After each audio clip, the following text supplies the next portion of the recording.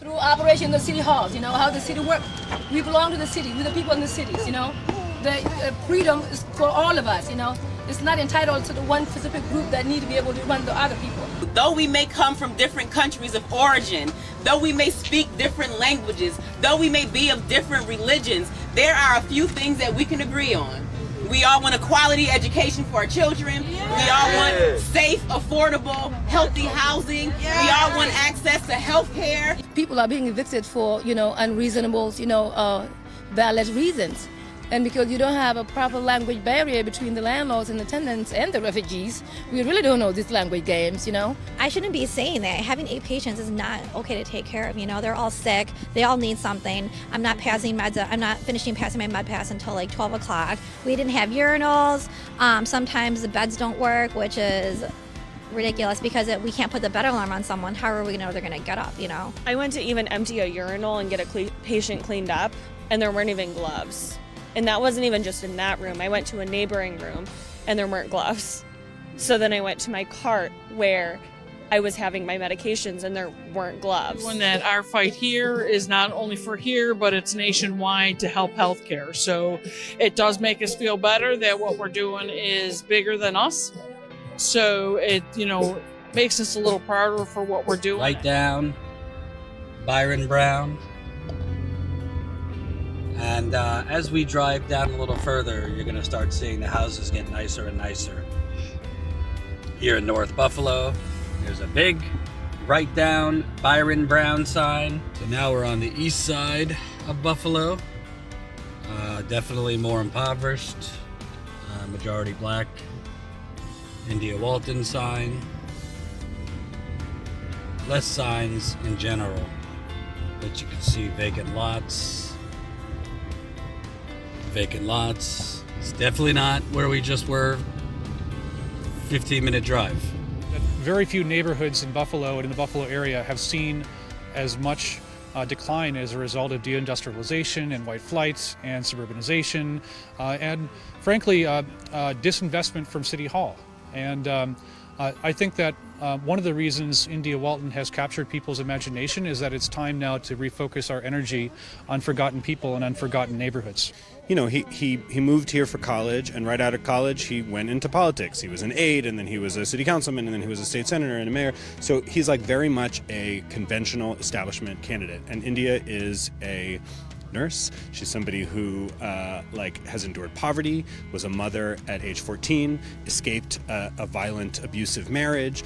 Well, no matter who is the mayor in January, communities like the ones that we're standing in right now have had a spotlight shined on them that hasn't been before, and I'm committed to continuing to do the work to make sure that we get housing for folks, that we get good living wage jobs, and I think that there are ways to do that outside of being in the mayor's seat. But when you talk to people who are working every day, when you talk to people who are still struggling to make ends meet, when you speak to folks who've had their small businesses shutter as a result of the pandemic, they're not feeling like they're enjoying in that renaissance.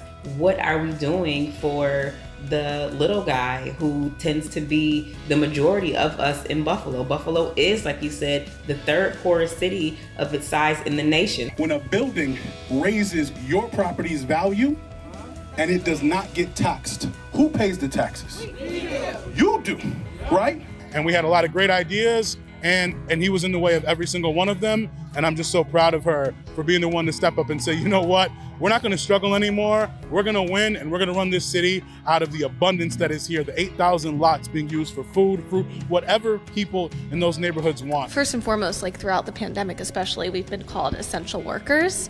And just having lived through the pandemic and being called that and understanding that the conditions and the living standards that we have, it's just simply unacceptable. And I think we're trying to change the working conditions not only for Starbucks workers, but hopefully this leads to more people being able to say, enough is enough. I also want a better working environment and an actual say in my workplace. We still deserve human rights and human decency, and I would say that enough pay to pay your rent and get a car to work if you need to and put groceries in your fridge is a human right. They talk about party unity, and now we have one Democratic nominee, just one. And we have another person who's running who, in fact, is the Republican candidate because the Republicans have endorsed him. Party unity usually means fall in line, as we see here. To be a light that shines so bright over the city of Buffalo that we are going to be giving hope to the hopeless, a voice to the voiceless. We are used to working hard.